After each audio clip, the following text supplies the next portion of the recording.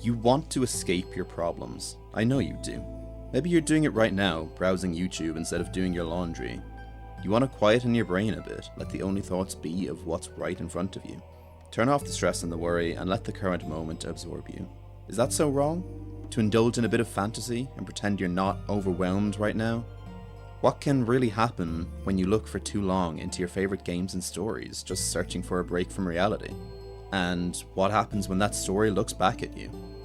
Deltarune has themes, believe it or not, groundbreaking for a story, I know.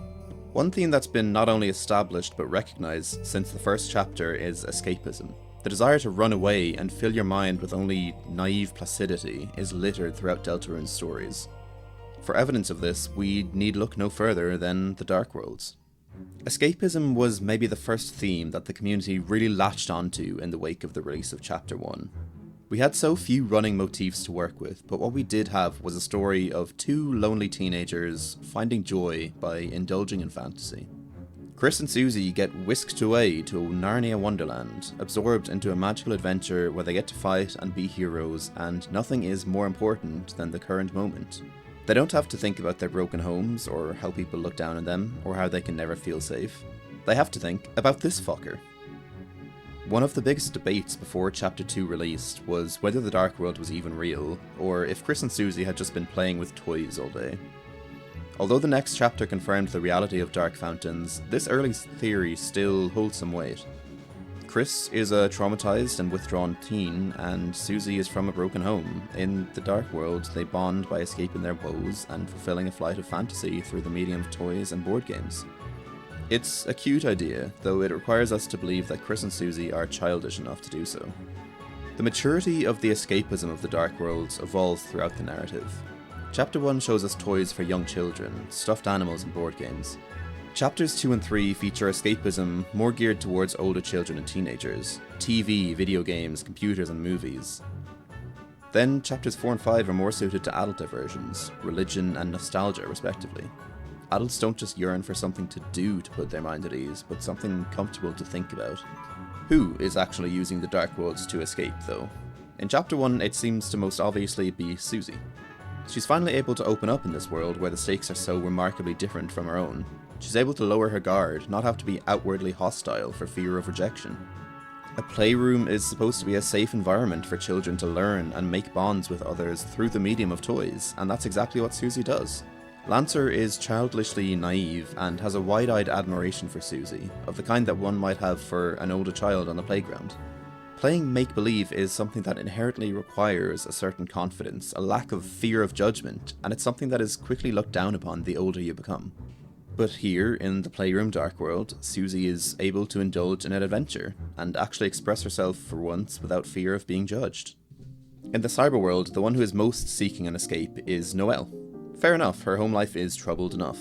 She goes to the library to avoid having to go home. Home isn't a place of comfort and safety for Noelle, it's a place of tension. It's a facade of holiday cheer, doing little to cover the coldness of her overbearing mother. Home is where Noelle is reminded of Des and her sick father and her controlling mother. Carol won't allow Noelle to feel like a grown-up, and Noelle is clearly sick of being perceived as someone who is cute and innocent all the time. She desperately wants to do something crazy, but she's constantly repressing that urge to make herself more accommodating to others. The dark world she finds herself in is one that is supposed to be tailored to comfort her. Queen adores Noelle, and is willing to drag her own reputation and morality through the dirt to create a kinder world for her. Her entire motivation to create a new dark world is to provide a paradise for Noelle, where she doesn't have to fear reality. But the cracks are already appearing in the dark world's fantasy. Noelle isn't fully able to escape herself here. The Dark World is filled with evidence of her search for Des. This is where we, the player, first learn about Des's disappearance. And even in the midst of this whirlwind adventure between casting spells and fighting Birdly, Noelle can't stop herself from grieving her older sister. Noelle loves video games, we know that much. She and Rudy both have a passion for Dragon Blazers. She also loves strange internet lore and creepypastas, so this computer-themed Dark World should be the perfect place for her to escape. But escapism can't distract you from reality forever, and your problems will always creep back to the forefront of your mind. If anyone would be able to find any escape in the TV world, it would be Chris, but this entire chapter seems to be forcing Chris to acknowledge their problems instead. Already the notion of burying yourself in fiction to avoid your problems is cracking. Tenna is the TV around which Chris sat with the dreamers in the holidays, but rather than being able to bask in that memory, Chris is forced to remember that those times are now gone. Tenna basically spends the entire chapter walking around saying, "I'm divorced and so are your parents, Chris." Susie is the one who's actually enjoying any of Tenna's diversions, and Ralsei, by proxy, is able to get some enjoyment from spending time with his friends. Still, their enjoyment of their adventure is slashed to pieces by the end of the chapter. They had fun, they played Tenna's WarioWare boss fight, and ultimately got through to him, and none of that could change the fact that the knight was lurking in the dark. It's a dose of cold reality, and a reminder that the fun gang need to lock in and actually take the world-ending threat seriously. And Chapter 4 is pretty serious.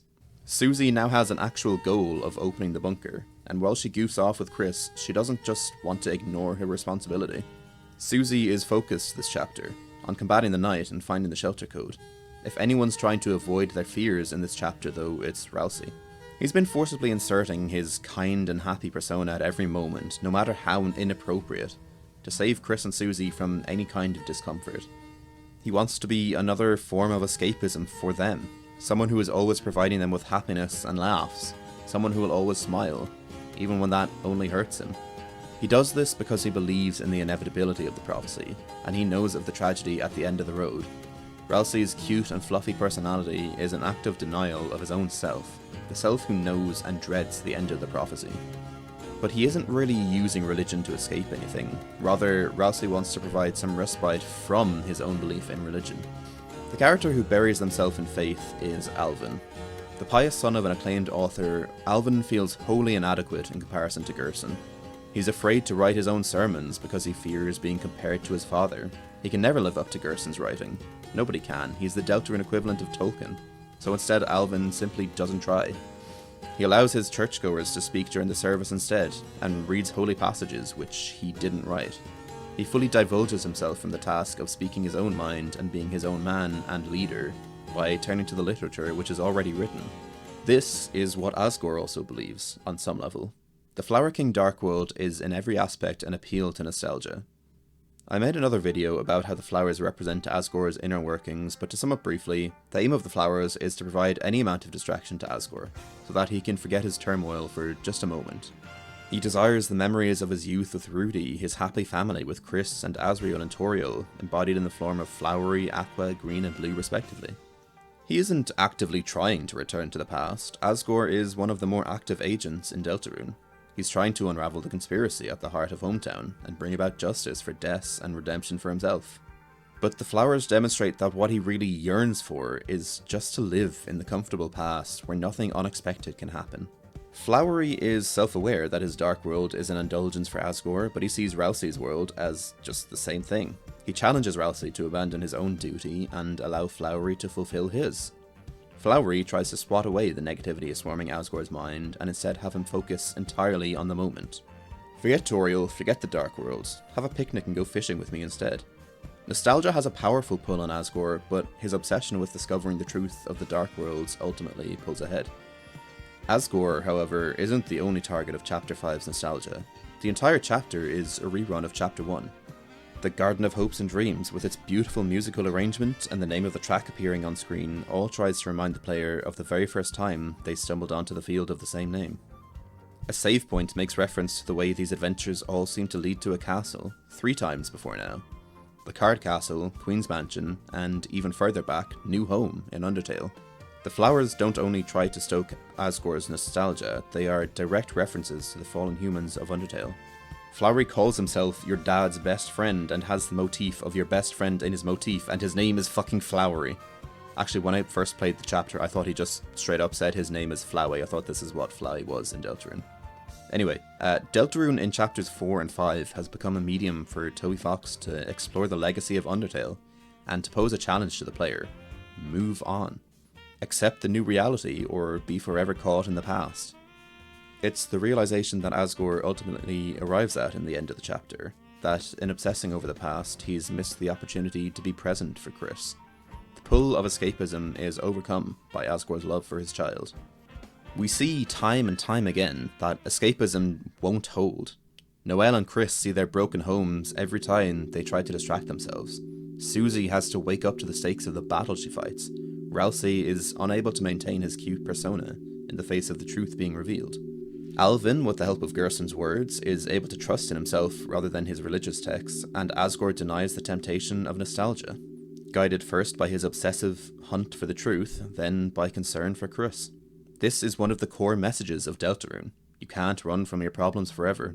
Whether it's accepting who you are, being who you want to be, or recognizing the reality of what you must do, the cold winds of reality will eventually force your hand. The characters of Deltarune can't hide in the comfort of the dark worlds forever. Eventually, they have to step into the light.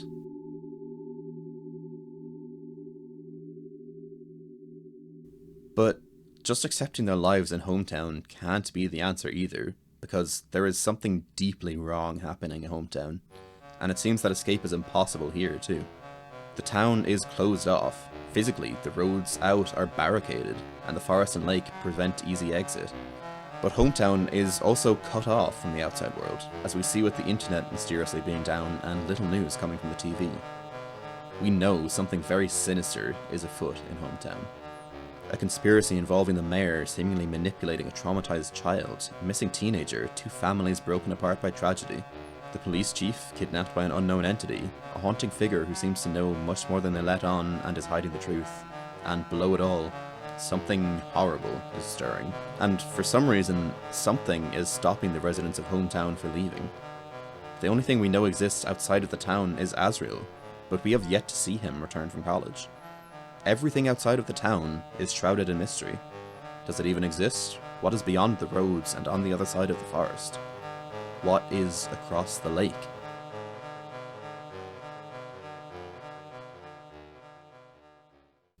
Noelle, Chris, Azrael, and Des were adventurous kids. Why don't they know what's beyond the lake? Can't they see it? Why does Noelle call it a place where nobody has been before?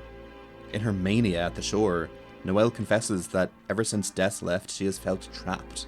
Noelle could only do Noelle things, and Chris could only do Chris things, confined by the expectations of everyone around them and the limits they place on their own minds, crushed by the weight of being a singular person with fears and bridges to burn. There was only one way Noelle could ever act because she was too afraid to change, a self-fulfilling prophecy. She confesses to Chris her desire to escape, to grow wings and fly away, and this isn't just the result of her being manipulated in the weird route, because she says the exact same thing to Susie in the Ferris wheel in Chapter 2. Noelle desperately wants to break free of the cage that is herself. She wants to be free from the expectations she places upon herself, but without Chris, she feels it's out of reach. Freedom's a thing for big shots, and Noelle is just an average kid, a girl next door. The prophecy is expressed to us in Glass, and it's through Glass that Noelle sees herself acting day in, day out, on autopilot. She can only think of one way to escape. To do something truly crazy, to break all expectations anyone had for her. She's going beyond what anyone thinks she's capable of. She's attacking the narrative structure of the world itself. Because of Noelle, there is no Dark World in Chapter 5 in the Weird Route, and it seems there will be no Chapter 6 at all. She drags Chris to the muddy depths beyond reality. So, perhaps this is where the desire to escape leads us. Trying to ignore your problems by burying your head in fiction will only lead to them rearing their heads, and you unprepared. Trying to escape them altogether only makes everything more disastrous for everyone involved. Noelle and Chris are potentially drowned, at the very least psychologically scarred by Noelle's attempt to attain freedom. Spampton wants to be free more than anyone, at least in the normal route, and look where he ends up. Even his ideal form has strings attached, and he's unable to break his chains no matter what. Flowery wanted to defy the prophecy, and that led him to his death at the hands of the prophecy's agent, the Knight. Acceptance is another major theme of Deltarune, and is perhaps the inverse of escape. Susie has to learn to accept others into her life. Rousey has to accept that he deserves kindness and is his own person. Chris needs to accept themselves as someone who doesn't deserve suffering. Perhaps we need to accept that there is a certain way things need to be. After all, no one can choose who they are in this world. Trying to escape fate only led to tragedy for everyone involved. Maybe it's easier to accept that the prophecy is ultimate. If we accept the coming tragedy now, maybe it will be easier to cope when it arrives. Maybe it's easier to just accept that some things can't be changed. Or, fuck that, fuck the prophecy, and fuck any boundaries that anyone says exist. If we believe that something is possible just because everyone says it is, we would never try anything. We wouldn't have planes or phones or electricity, we wouldn't have human rights. The prophecy might be inevitable, but do we really know it can't be broken until we try? Until we keep trying, even at the last possible moment and beyond that? If there's anything we don't have to accept, it's defeat. The main thing stopping people from trying to build a better world is the belief that it isn't possible. Once we start, it'll be a hell of a lot easier to keep going, rather than to stop knowing what can be done. Gerson's the only Shadow Crystal Bearer who isn't tormented because he knows what kind of freedom actually matters to him. Meeting impossibility head on, defying fate, letting nobody tell you what can't be done, that's what freedom is to Gerson. That belief is what makes him so strong and stable. It's what has been awakening within Susie all this time, and has only been spurred on by Gerson. In a word, it's determination. We can't escape our problems by pretending we don't exist. We can't escape who we are by destroying ourselves. What we can do is grant ourselves the freedom to make the world a better and kinder place. The only way to be free, in any way that matters, can't be attained by running or hiding, but by defiance. Defying the idea that the world has to be cruel and can't be changed is the only freedom that matters.